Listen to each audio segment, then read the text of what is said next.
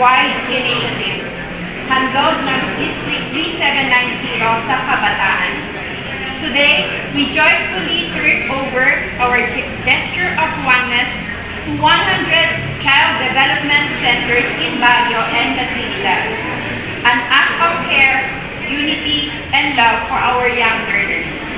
Through the combined efforts of 10 clubs united for good, this project proves that when we collaborate as one, we create greater impact.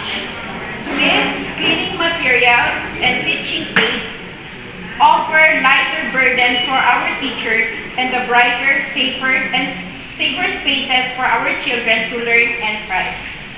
More than a project, this is a show of support and a reminder that Rotary is not only here to serve, but to truly stand with the community. To the dedicated Rotarians behind this initiative, thank you for your generosity.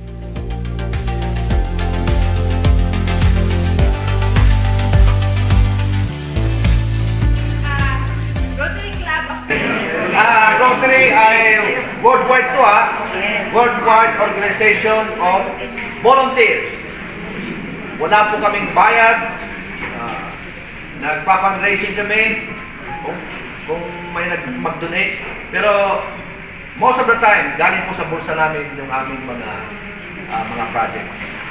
Kaya palakpakan po natin ng Cluster 1 ang ating programa, handog ng 3790 sa Kabataan. Palakpakan natin.